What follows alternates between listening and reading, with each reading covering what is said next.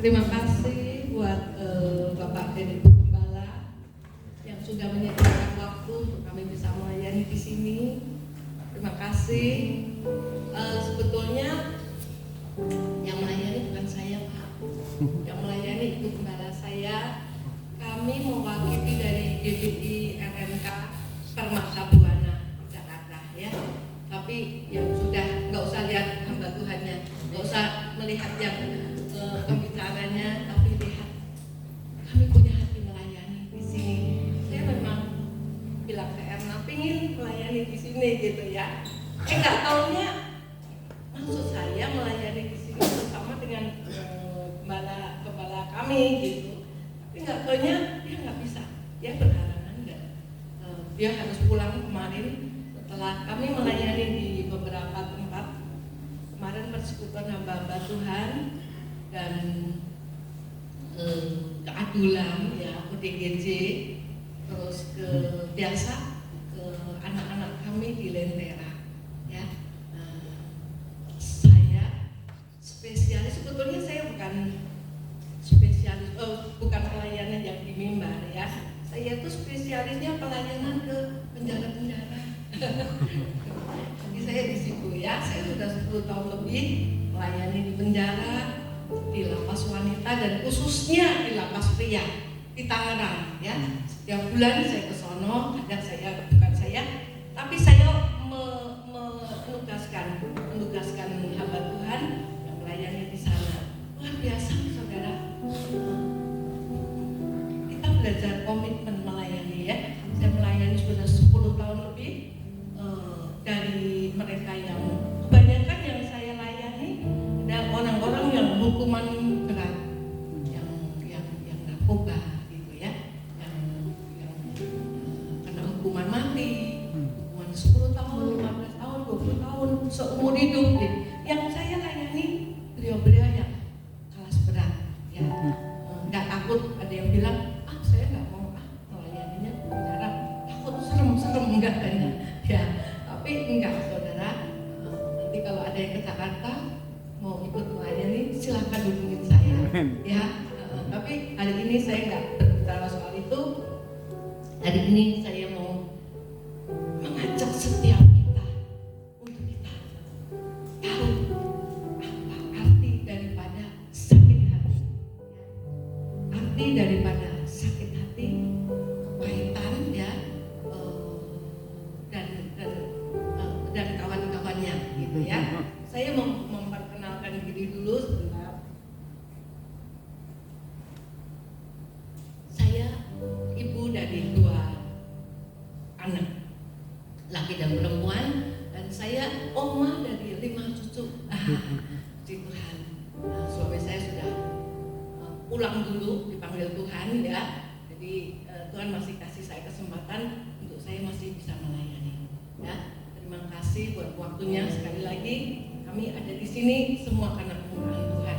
Tadi kata-kata ujian tadi sangat menyentuh hati saya. Ada sedikit kesucian sangat menyentuh hati namanya saya. Bu? Oh, nama saya Ibu Reni Sigit.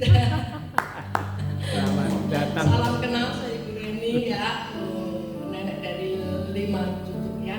Saya tadi kata-kata itu sangat menyentuh. Hampir saya menangis. Setiap saya mendengar lagu ini, hampir saya menangis. Ya, karena apa? Di waktu pandemi, saat yang sangat sulit. Ya, benar apa benar? Pandemi sulit nggak sih? Sulit ya, sulit banget gitu ya. Suami saya dipanggil Tuhan dalam keadaan mendadak gitu ya. Terus setelah dipanggil Tuhan, saya nggak bisa kerja. Saya buka salon, kebetulan salon kecil-kecilan gitu, nggak bisa kerja. Tutup, nggak boleh buka ya. Kalau buka, didatengin satpol, disuruh tutup gitu. Dan kalau saya naik kartu juga nggak bisa karena facial itu kan harus berhadapan gitu ya. Virusnya nanti nyebar, malah yang terjadi semua kena COVID gitu ya. Jadi saya nggak kerja. Dalam keadaan nggak kerja, suami saya dipanggil Tuhan. Saya nggak beribadah juga ditutup, gereja-gereja ditutup. Saya nggak tahu sini tutup nggak? Tutup juga ya. Nah di sini aja tutup, apalagi yang di kota besar gitu ya. Saya nggak bisa kerja, nggak tidak bisa ke gereja, hampir tidak pernah ketemu cucu-cucu ya. Saya di rumah sama suami, suami dipanggil Tuhan juga gitu ya. Terus ya udah itu kemauan Tuhan gitu ya. Terus saya punya keinginan gitu ya. Saya punya kakak saya di Solo. Saya orang Solo saudara. Ya, saya orang Solo, cuman mungkin ngomongnya agak kasar karena saya lama di Surabaya gitu. Jadi ngomongnya agak nah, suami saya dipanggil Tuhan. Terus saya kubur dimakamkan di Solo. Setelah itu saya punya inisiatif. Saya punya kakak di sini. Kakak saya itu sakit Parkinson ya. Jadi udah gak bisa kerja dan saya sangat mengasihi dia ya. Terus saya punya keinginan, saya ajak dia ke Jakarta. Suaminya sudah nggak kerja. Dulu waktu di gereja GBIS Kepunton ada bom, ya, Bapak Ibu ingat nggak ya di situ? Cium saya kena bomnya, wah parah ya. Dia kena bomnya yang tapi memang Tuhan belum waktunya panggil dia. Jadi waktu dia dekat dengan yang bom gitu, yang bawa bom bunuh dirinya, waktu dia naik motor, dia belum bawa motornya, dia ambil helm, dia pakai ya. Setelah dia pakai, dia pakai ini apa? Buka kunci ya, kunci motornya dia gini dan bomnya meledak. Yang terjadi paku-paku yang sudah karatan itu nancepnya di helm. Nancepnya di helm. Saudara tahu kalau itu nggak pakai helm gimana? Kena ke kepala. Tapi itu belum waktunya Tuhan dia pulang. Ya, terus kakak saya yang Parkinson karena dia jalannya sulit, dia jalan tuh harus pegangan gitu ya. Dia pas pegangan temboknya atau tiangnya atau gimana, bom meledak dan dia selamat. Dia sama sekali sedikit pun dia tidak kena, tidak lecet gitu ya. Terus dia lihat tuh yang ngebom bunuh diri, pura-pura gitu. Tapi kalau belum waktunya tuh kan, kakak saya sehat, tidak kena apa-apa gitu ya. Nah, saya di situ punya keinginan, saya ajak kakak saya ke Jakarta, temenin saya gitu. 100 hari kemudian waktu suami saya pulang, waktu saya ke Solo lagi, saya menengok kuburan suami saya, apa yang terjadi? Kakak saya kena COVID ya. Saya bilang, wih, kena COVID loh. Dia batuk dikit-dikit gitu. Saya bilang, kena COVID loh. Saya bilang, enggak lah, dikit-dikit corona. Dia bilang, dikit-dikit corona. Saya bilang, iya, karena dia saya pegang rada hangat gitu ya, hangat gitu. Terus dia hanya batuk-batuk gitu. Terus dia bilang, enggak, aku enggak kemana-mana. Gitu. Nah, setelah 2 hari PCR ternyata positif, dia kena COVID, masuk rumah sakit dan seminggu kemudian dia dipanggil Tuhan. Saudara bisa bayangin, dalam 100 hari saya kehilangan 2 orang yang saya sayangi. Dalam keadaan pandemi, dalam keadaan saya nggak bekerja, dalam keadaan saya tidak bisa kumpul dengan anak dan cucu. Itu yang sangat berat yang saya alami. Tapi tadi dikatakan berkali-kali Kau menolong ya. Di saat kita sakit ya, di saat kita sakit Tuhan ada ya. Ya, puji Tuhan. Hari ini saya nggak ngomong soal itu. Kenapa saya ada sedikit kesaksian yang saya sebetulnya nggak mau omongin, tapi pagi ini saya tergerak dengan lagu itu yang membuat saya betapa Tuhan itu baik gitu ya. Pagi hari ini saya mau bicara soal sakit hati, bicara soal dendam, luka batin, luka hati dan sejenisnya. Nah, saya mau tanya kepada saudara, siapa di sini yang tidak pernah mengalami sakit hati, ya? Yang tidak pernah mengalami kecewa? Ayo angkat tangan. Ada ya?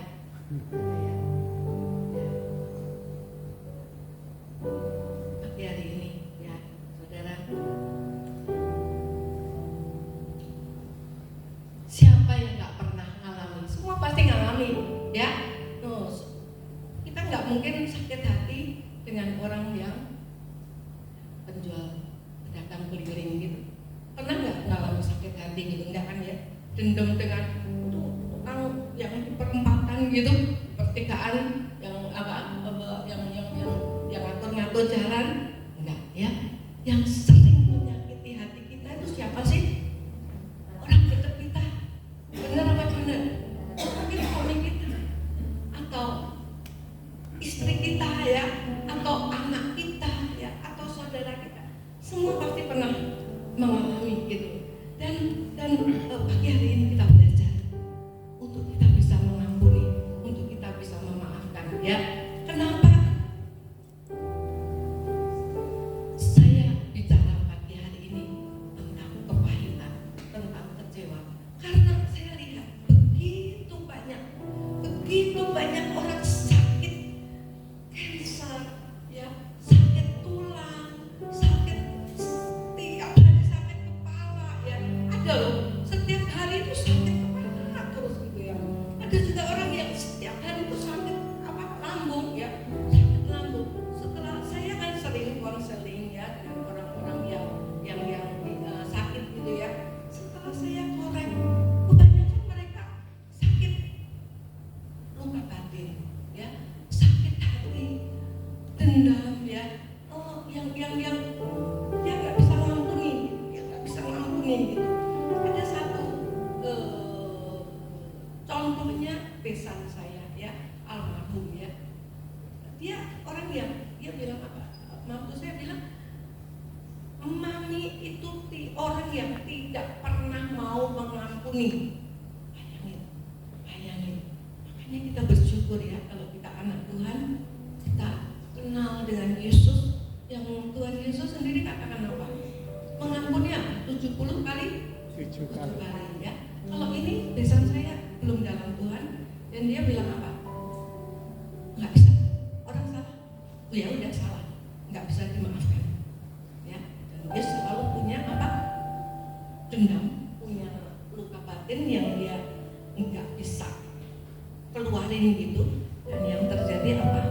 Dia kena virus yang membuat seluruh tubuhnya lumpuh, otaknya lumpuh gitu ya. Dia kena virus yang namanya sitomegalo. Virus itu namanya sitomegalo, yang membuat seluruh tubuhnya lumpuh, dan hanya mata dan mulutnya aja yang bisa bergerak. Bayangin saudara, matanya bisanya cuma melotot, mulutnya hanya bisanya nangis dan ketawa, ngomong juga nggak bisa. Seluruh tubuhnya lemes. Karena apa? Kepahitan demi kepahitan dia dialami gitu. Sakit hati ya, dengan ini dengan itu yang dia simpan terus. Dan apa yang terjadi itu yang membuat dia itu mengalami sakit yang luar biasa. Nah, pagi hari ini kita belajar ya. Kenapa sih? Ya, apa untung ruginya sih kalau kita itu mempunyai dendam, gitu ya, punya sakit hati ya, yang sebetulnya kalau saya mau ngomong ya, kalau orang yang nyakitin hati kita, aduh, pengennya balas nggak sih? Secara kedagingan, secara manusia kita dendam banget, benar apa benar? Ya, aduh rasanya ingin banget, rasain lo, syukurin lo. Nanti kalau nggak usah kita balas lo.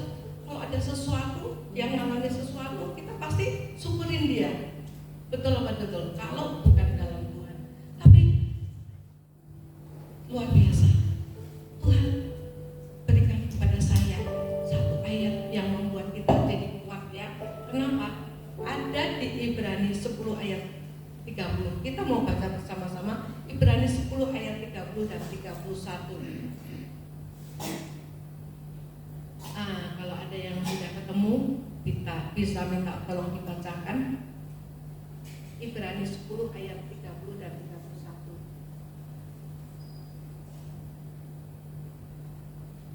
Ada yang bisa ketemu, bisa bacakan. Sebab kita mengenal Dia yang berkata, pembalasan adalah akulah yang akan menuntut pembalasan, dan lagi Tuhan akan menghakimi umatnya. Ngeri benar kalau jatuh ke dalam tangan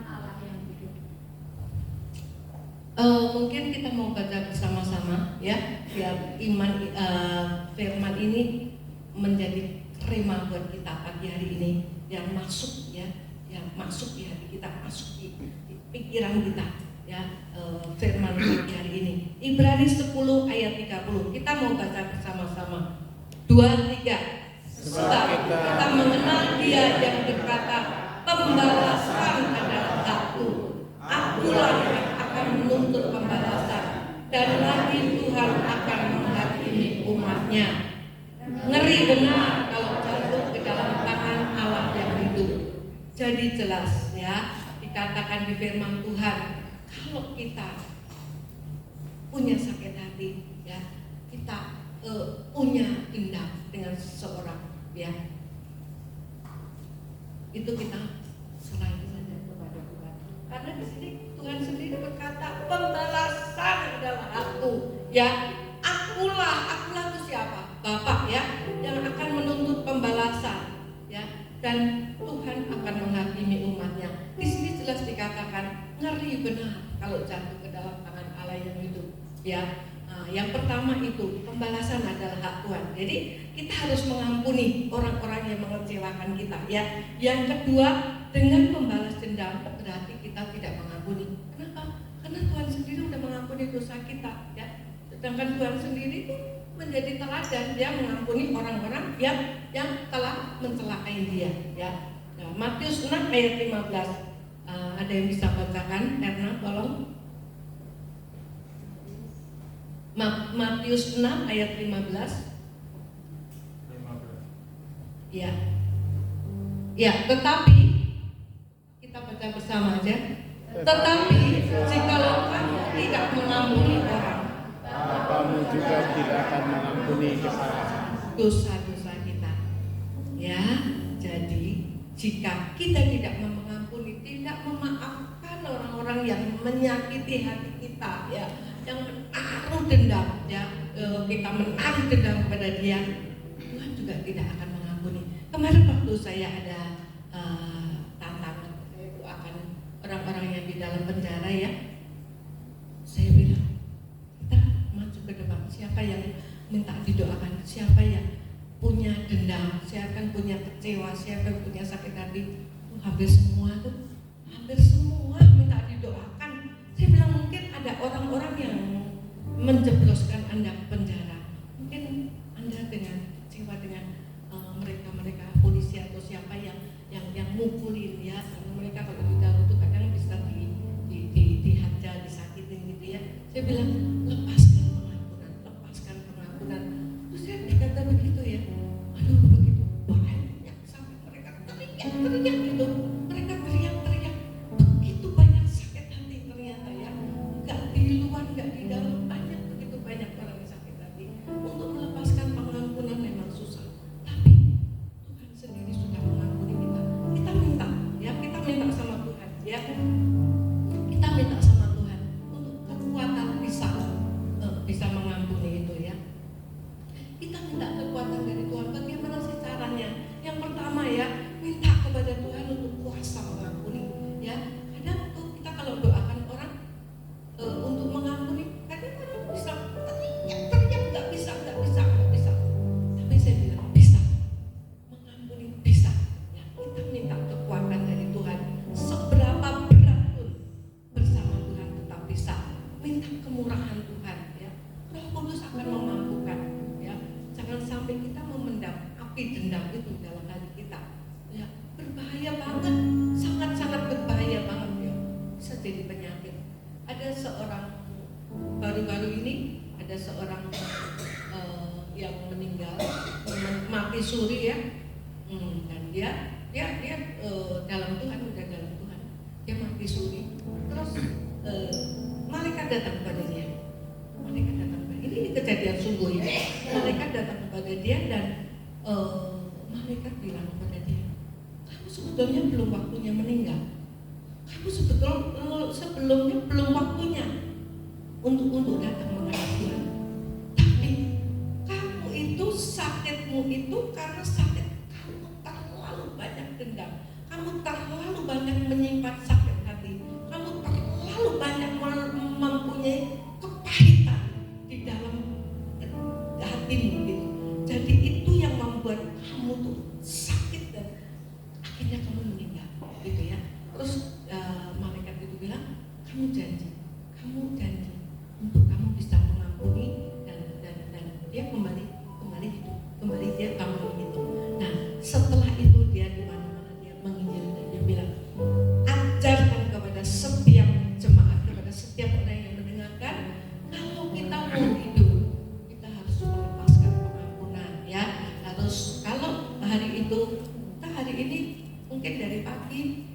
mungkin sakit hati nih dengan si A.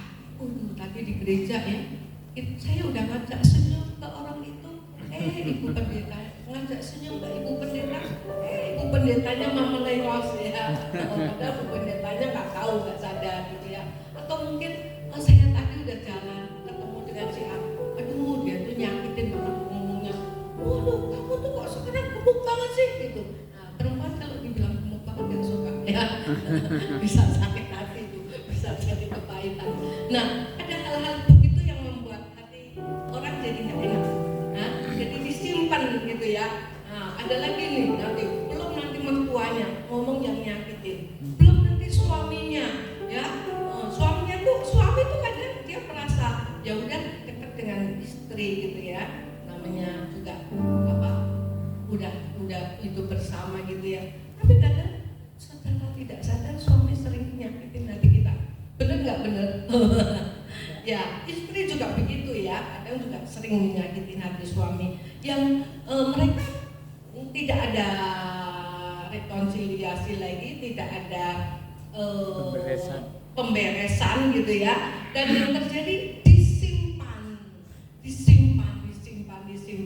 Nah pagi hari ini kita belajar setiap malam sebelum tidur. Nah kita ingat-ingat nih, siapa yang telah nyakitin hati kita, siapa yang telah mengecewakan kita ya. Dan ada juga kita mikir juga, hari ini aku nyakitin siapa ya? No, jadi gak cuma kita yang disakitin, tapi secara tidak sadar seringkali juga kita tuh dengan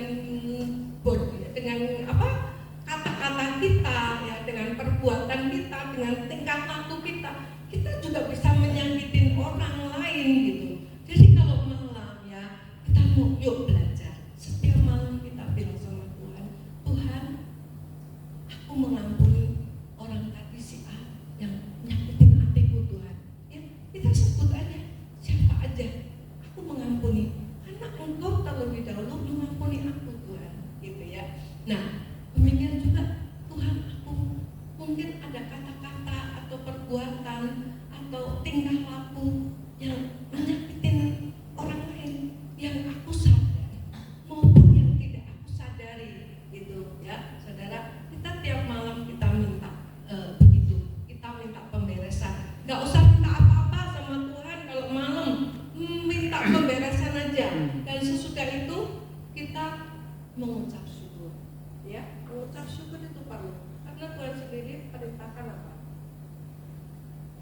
Mengucap syukurlah setiap saat ya. Kita mengucap syukur setiap malam, pemberesan yang secara tidak sadar hati kita itu penuh dengan ucapan syukur, dan sakit penyakit yang dipendam di dalam diri kita nanti akan hilang ya. Saudara, saya mau belajar, saudara dan saya, kita mau sama-sama belajar ya. Yang pertama tadi apa? Minta kuasa untuk mengampuni ya. Yang kedua mawas diri ya. Mawas diri yang tadi saya katakan, kita mawas diri untuk berbicara kepada orang lain dengan hal-hal yang baik, dengan kata-kata yang membangun ya. Ada seorang pemuda di Amerika juga ya, belum lama ini dia tiba-tiba keluarin senjata dan dia tembakin gitu. Pernah dengar kan ya, yang di Amerika seorang pemuda itu dia tembakin gitu. Nah setelah dia ditangkap, dia bilang apa? Dia cerita apa? Dia dibawa di konsul sama psikiater. Dia bilang apa? Sedari kecil dia sakit hati dengan adiknya. Orang tuanya nggak tahu, saudara. Orang tuanya nggak tahu. Dia bilang apa? Kenapa dia sakit hati dengan adiknya? Karena orang tuanya selalu banding-bandingin. Orang tuanya bilang apa? Kamu ya nggak seperti adik kamu. Adik kamu tuh pintar.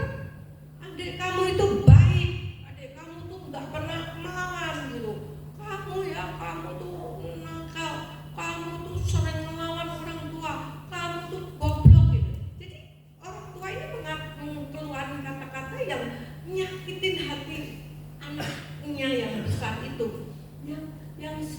secara tidak sadar dendamnya dia simpan terus, dan apa yang terjadi? Dia nggak berani balas ke adiknya, dia nggak berani balas ke orang tuanya. Jadi apa yang dia lakukan sesudah memuncak kebencian itu, ambil senjata dan dia tembakin orang-orang di jalanan yang tidak bersalah. Itu bahayanya di situ ya. Kalau memendam kesakitan itu, sakit hati itu sebegitu berbahayanya ya. Kita hari ini mau belajar itu untuk melepaskan pengampunan. Saudara tahu nggak? Justru pembalasan dendam yang terbaik itu bukan kita berhasil membalas kejahatan orang dengan tindakan jahat juga sebetulnya ya. Tetapi justru ketika kita bisa berdoa, bisa mengampuni ya. Ada satu kesaksian dari saya sendiri ya. Saya mengalami begitu banyak masalah dalam pekerjaan, dalam rumah tangga. Semua orang pasti ngalami ya. Saya tuh beberapa waktu sudah kejadian agak lama ya. Saya kerja, anak buah saya itu tiba-tiba keluar gitu aja, keluar bersama gitu. Saya kaget, loh kok keluarnya bersamaan gitu. Setelah dia terima gaji, terima komisi akhir tahun itu apa sih? THR. Setelah dia terima THR, terima komisi, tiba-tiba keluar gitu bersama gitu. Terus saya tanya dia kan, kenapa kamu keluar gitu? Kenapa kamu keluar? Dia bilang, ya karena Ibu Reni itu lebih bela orang lain daripada bela saya katanya. Bukannya bela karyawan sendiri, tapi banyak sama orang lain gitu. Saya bilang, di mana salah saya di mana gitu?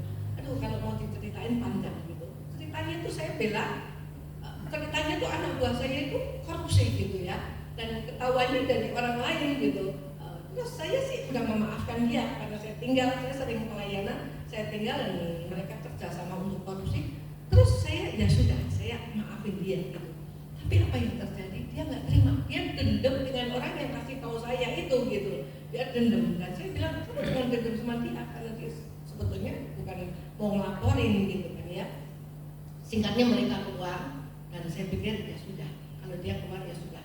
Memang itu bukan Tuhan singkirkan orang-orang jahat gitu ya. Dan saya punya karyawan baru lagi. Tapi saudara tahu nggak? Setiap malam saya dikerjain dia. Dia suruh orang, anak buah saya itu dua yang jahat ya. Dia suruh orang untuk kerjain saya, suruh cowok gitu ya, ganggu saya gitu. Terus suruh, pokoknya ganggu terus deh, telepon lewat apa kata-kata gitu. Ada bahkan suaminya dari anak buah saya satunya maki-maki saya gitu. Nah, saya udah bilang, ya udah kalau saya ada maaf, saya ada salah, tolong dimaafin gitu ya. Tapi dan orang-orang bilang saya sebetulnya nggak salah, mereka aja yang jahat gitu. Terus tahu nggak? Allah Tuhan, dia sudah menyerah ya. Dia sudah berpakai lututnya untuk berdoa ya. Saya tengah malam saya berdoa sama Tuhan. Saya bilang ke suami saya waktu itu, beliau masih ada. Saya jahat banget sih orang itu. Padahal aku tuh sudah nggak ingat-ingat itu. Tapi kok dia jahat banget. Suami saya bilang, ya kamu jadi orang terlalu baik katanya gitu. Makanya jadi orang bisa terlalu baik gitu. Saya bilang ya enggak lah. Ya saya sampai bilang Tuhan berkati dia, orang-orang yang jahat saya itu berkati dia supaya dia nggak nyakitin saya lagi gitu. Tapi apa yang terjadi? Tambah jahat saudara. Waduh, kerjain saya tambah nggak ini. Malam saya berdoa. Saya bilang sama Tuhan, Tuhan, aku serahkan masalahku ke dalam tangan-Mu. Karena sudah terlalu sangat mengganggu. Telepon tengah malam, cowok laki suruh telepon untuk ganggu saya, untuk apa-apa gitu. Saya udah nggak kuat. Saya pakai lutut saya berdoa. Saya serahkan kepada Tuhan. Saudara tahu nggak lama saya berdoa. Setelah saya itu hari Rabu atau Selasa saya waktu itu jadi ketua DMBI ya di gereja di Jakarta, dan Dan di situ saya membawakan firman Tuhan tentang mengampuni, tentang mengampuni juga gitu. Nah, saya bilang kalau kebaikan dibalas dengan kebaikan itu biasa, ya, semua orang bisa. Orang dunia juga mengajarkan kebaikan dibalas dengan kebaikan gitu ya. Kebaikan dan kejahatan dibalas dengan kejahatan, itu orang dunia banyak yang melakukan, ya. Tapi kalau kebaikan dibalas dengan kejahatan, ya, dibalas dengan kebaikan, itu keren ya, dahsyat ya. Itu anak Tuhan yang harus lakukan gitu. Nah, saya bilang gitu. Jadi ampuni orang-orang yang nyakitin hatimu, ampuni gitu. Dan saudara tahu nggak? Saya tertemplak melawannya dengan firman yang saya bawakan gitu. Dan saya berdoa, Tuhan ampuni dia, ampuni si A dan ampuni si B yang nyakitin hati saya. Aku melepaskan pengampunan. Dan kalau dia nggak mau, terserah Tuhan, ya. Mengampuni, melepaskan pengampunan dan mendoakan musuh kita. Itu kita punya berkat double porsi, saudara. Tapi hari ini saya kasih tahu ya. Yang pertama, waktu kita mendoakan orang-orang yang jahatin kita, orang-orang yang sakitin hati kita, kita dapat berkat. Pertama, kita mendoakan itu diberkati nggak? Diberkati, ya. Yang kedua, waktu kita mendoakan orang yang jahatin kita, orang yang jahat, orang yang nggak baik gitu ya, waktu dia bertobat, kita diberkati nggak? Diberkati, karena mempertobatkan orang yang mendoakan. Jadi kebelnya berkatnya dua kali kan ya. Nah, kalau kita berdoa buat orang yang jahat, orang yang nyakitin hati kita, ya, itu kita diberkati kan. Kalau orang itu nggak mau bertobat gimana? Apa yang terjadi? Itu doa yang kita doakan untuk dia balik mental baliknya itu pasti ke siapa? Ke kita yang mendoakan gitu. Jadi double porsi, mendoakan orang yang begitu itu berkatnya double porsi. Tetap untung, ada untungnya, nggak ada ruginya gitu. Nah, yang terjadi saya doakan anak buah saya itu, saudara tahu nggak? 10 hari dari itu, salah satu anak buah saya, anaknya telepon, Bu, saya anaknya si ini, sambil nangis. Dia bilang, loh kenapa? Dia bilang, kenapa kamu nangis, kenapa? Mama sakit berat, ya, pendarahan sakit berat, terus disuruh kiai untuk minta maaf sama bosnya. Luar biasa kan? Luar biasa nggak? Disuruh untuk minta maaf kepada bosnya gitu. Majikannya tuh bosnya pokoknya gitu. Terus saya bilang, emang kenapa? Iya, sakit berat, sudah pendarahan sakit berat gitu. Terus saya bilang, oh iya, saya mau ngomong bisa nggak? Saya bilang, nggak bisa, mama nggak bisa ngomong gitu ya. Oh ya udah di rumah sakit mana? Nanti saya tengok gitu. Terus saya pulang kan, saya panik gitu, saya pulang gitu. Saya bilang ke suami saya, si ini sakit keras gitu, saya mau nengok nih ke sana gitu, Tangerang lagi gitu, orang ke Tangerang. Jawaban suami saya apa? Gak usah. Nanti kalau kamu nengok ke sana, nanti kamu ini lagi, nanti apa? Oh, kamu nanti galang-galang lagi, nanti kamu nyumbang lagi katanya. Udah bagus kamu maafin gitu. Ya udah maafin aja, gitu, gak usah nengok. Orang jahat sama kamu kayak gitu kok kamu baikin gitu. Udah, ya, tapi kan kasihan. Terus diam-diam saudara, saya kesana gitu. Saya lihat dia, saya kaget. Wow, ternyata dia kena kanker usus atau kanker apa yang, aduh, keadaannya sangat mengenaskan gitu. Saya pegang dia, saya bilang, yuk kita ini saling memaafkan ya. Saya bilang, ya saya maafin, saya minta maaf ya kalau saya ada salah sama kamu selama ini gitu. Terus kamu juga saya maafin gitu. Dia nangis, saudara, nangis melolong gitu ya. Terus saya bilang, udah nggak usah nangis. Nanti kalau kamu udah sembuh mau lagi nggak ikut saya? Dia masih bisa ngantuk gitu. 10 hari kemudian Tuhan panggil dia. Nah,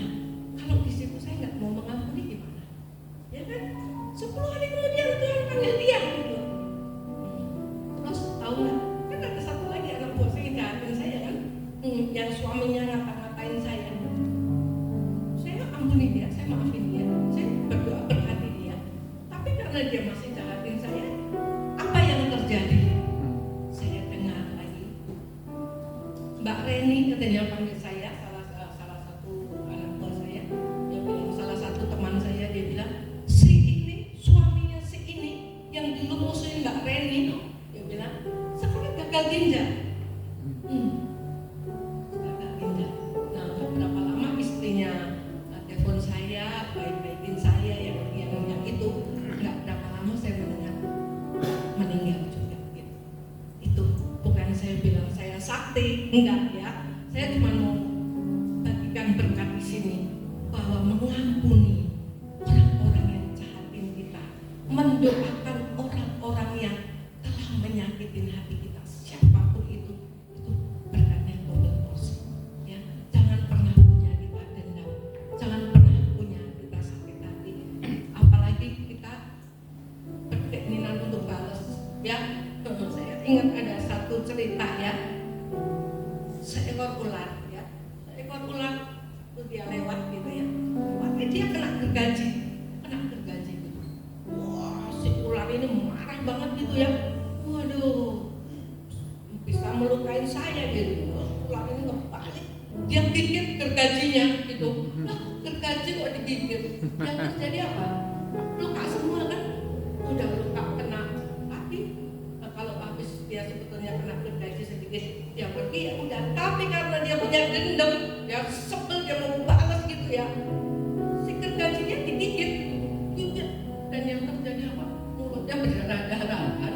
Nah, dia semakin marah gitu ya, ularnya semakin marah. Dan apa yang terjadi? Dia lilit gergajinya, dia balik pakai badannya. Dan apa yang terjadi? Mati ya. Jadi si ular ini matinya karena apa? Karena gergaji. Dendam. Matinya karena dia balas dendam, karena dia pengen balas dendam dengan si gergaji yang nyakitin dia. Intinya apa pagi hari ini? Ya, intinya apa pagi hari ini? Kita belajar melepaskan pengampunan. Ya, mungkin ada satu dua orang yang bilang nggak bisa, dia terlalu banyak nyakitin hatiku. Tapi di dalam Tuhan semua bisa. Ya, di dalam Tuhan. Saya tahu, saya yakin ya, kita semua pasti ada yang nyakitin hati kita. Ya, waduh, udah tak doain malah tambah jahat. Biarin itu urusannya Tuhan. Karena Tuhan tadi, firman Tuhan tadi dikatakan apa? Pembalasan adalah hak. Ya, jadi kita nggak usah balas kejahatan dengan kejahatan. Dan apa yang anak Tuhan harus lakukan? Kita semua anak Tuhan. Apa yang anak Tuhan harus lakukan? Mengampuni dan mendoakan. Ya, saya percaya renungan firman Tuhan pagi hari ini ya yang saya bagikan bisa jadi berkat bagi saya pribadi dan bagi saudara semua. Amin. Puji Tuhan. Saya mau ajak sama-sama berdiri. Ada satu lagu yang kita mau nyanyikan, tidak hanya dengan kata saja, tapi saya mau lagu ini benar-benar kita ucapkan kepada Tuhan.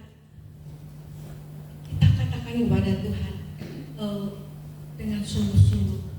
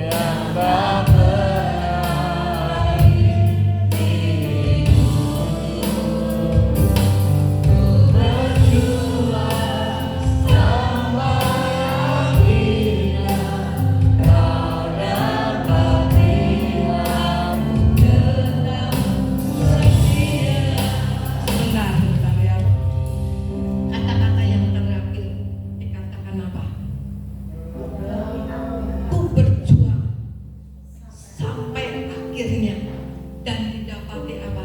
Tetap setia. Saudara dan saya belajar masalah banyak, ya masalah banyak. Ini apalagi dibilang respon apa-apa. Tapi kita di dunia ini sementara, saudara percayalah. Kita di dunia cuma sementara. Tempat kita mempersiapkan bagaimana akhir hidup kita. Kita mempersiapkan nanti, ya nanti pada keabadian. Kalau kita didapati tetap setia, finish well, finish strong, ya. Wah, Tuhan bilang, engkau anakku, ya. Wah, aku berkenan kepadamu. Senang atau senang? Senang, ya, luar biasa. Mengikut Tuhan itu luar biasa. Kita tetap setia. Kita minta sama Tuhan, tetap setia, pegang janji Tuhan, dan didapati kita tetap setia. Kita diberkenan oleh Tuhan. Sekali lagi.